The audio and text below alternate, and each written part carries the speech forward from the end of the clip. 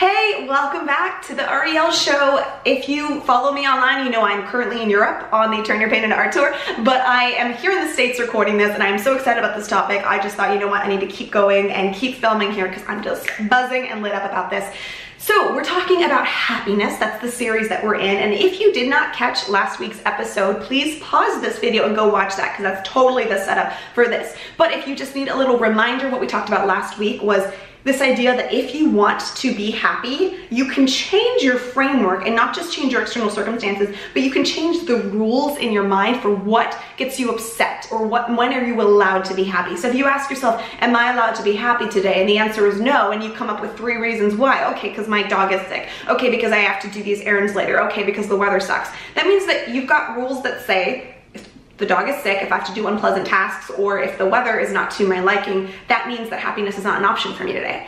And let's be aware of that. Like, let's not act like we're helpless and like, duh, no one could be happy in this scenario. Like, let's realize that we're choosing to make those 3 things our rules for today. And you can accept that. And you can say, no, I want to grieve the fact that my dog is feeling ill today. Like, that's not negotiable for me. Or no, like really, this is how I want to feel. And I am choosing, or even if you don't want to feel it, you can still know, like, I don't really want to feel this way, but at least I know that I have the power to change, and I don't know quite how yet, but this is something that's being created by my thinking. Okay, so I have created for you 5 things that I've been thinking about that we all could benefit from changing some of this framework, and we change some of these rules ways that would feel a lot better. So 5 things to stop doing to be happy. We need to drop, number 1, comparison and jealousy. These things are such a joy suck, and I was actually doing a little private Facebook group with my Turn Your Pain into Art readers. Hello friends, if you watched me over there. And one of the questions was about jealousy and how to kind of get over that.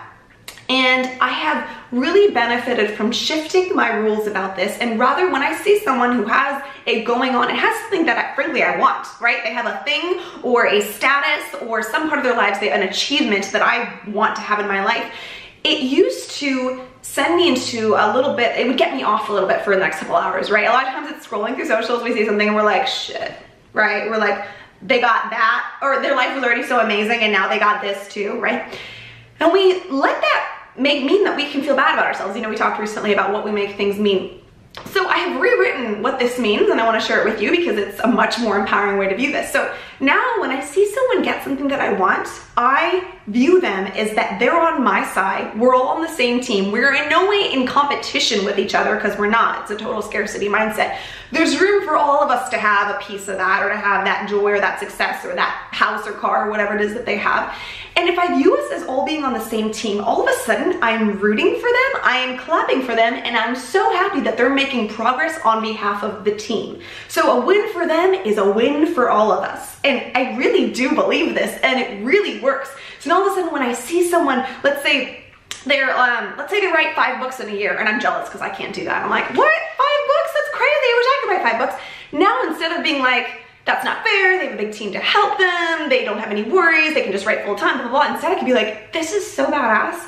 They just proved what's possible. They just like totally trailblazed in this area and let the rest of us know how it can be. This is inspiring for me. You know what I'm saying? A totally different way to look at it. Another thing that we have to drop in order to be happier is wondering what people think of us.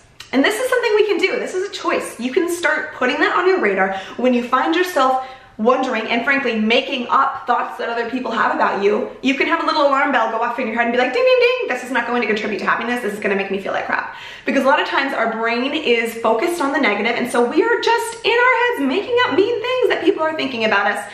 It's a made up thought.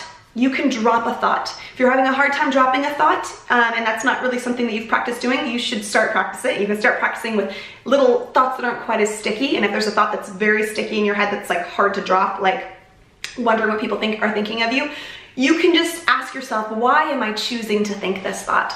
So if you are worried that someone thinks that your outfit is ugly, you can be like, why would I choose to think that? What do I get out of that? A lot of times it's gonna lead to our own insecurities, and we're like, well, I'm afraid that it's ugly, right? It's not about them at all. I have my own doubts. And then you can just have a chat with yourself and be like, no, I loved it this morning when I picked it out, and I'm going to have my own back and be committed to myself and choose to love it right now in the moment. Obviously that's a more servicey example, but really this works. You start small on something like that, and then you can use it for something bigger, like they think I'm annoying, or everyone thinks I'm a failure, or whatever the thoughts are in your head that are bombarding you. you can stop wondering and worrying about what other people are thinking about you. And you're gonna need to do this. This is imperative on your journey to joy, because otherwise your brain's gonna sabotage you the entire way and be like, people think that you're flighty, people think that you've changed, they think you're inauthentic because now you're working on your happiness. So you have to stop worrying about that. Another thing that we need to drop in our framework and our rules to allow ourselves to be happy is trying to change other people.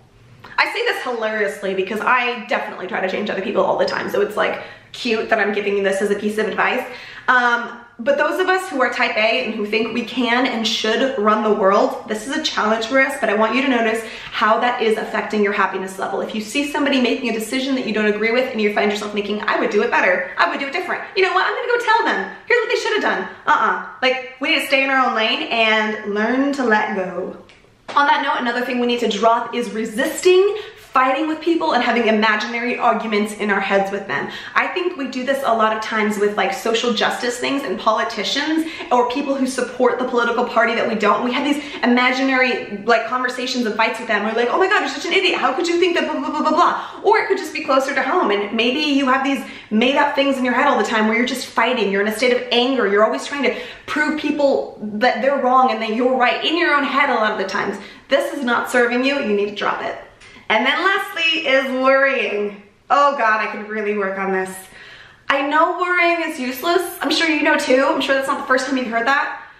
But it's like I have not put those alarm bells in my head that I talked about earlier. When I start to worry, I don't realize it. I just get lost in it. It just feels like normal life and it feels like true, you know? And then I realize like, oh, I just spent 20 minutes worst case scenarioing this.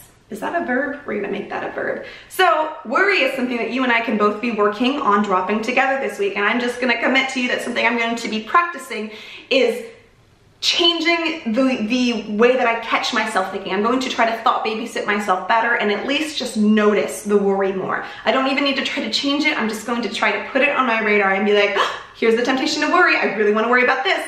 Because the reason I think worrying sometimes serves me is because sometimes I really do stumble across answers when I'm worrying about it. But maybe then I'm not worrying, maybe then I'm being solution-minded. So I need to find that distinction. Just being super real with you guys today. Okay, those were 5 things that we could all benefit from dropping in order to be more happy. And like I said, if you watch this video without the precursor video, the video before this, you're really missing out. So go back and watch that one. And your homework is to try one of these things out. I think picking all 5 might be a bit ambitious, but pick one. I'm going to do the worry thing I just talked to you about. Pick one of these, dropping comparison and jealousy, wondering what people think of us, trying to change people, fighting with other people in our minds, and worry. One of those that you're going to at least watch a little bit closer this week and see how you can change it.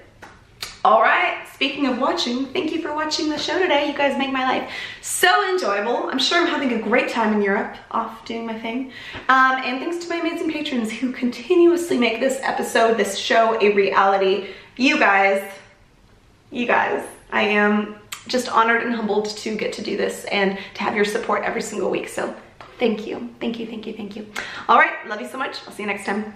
Bye. Hey, if you enjoyed this week's episode, I totally want to invite you to come check out Make a Move 10 Days to a Badass Life. This is my 10-day video course that I created to take you from wherever you're at in your life and take you 10 steps in the next level.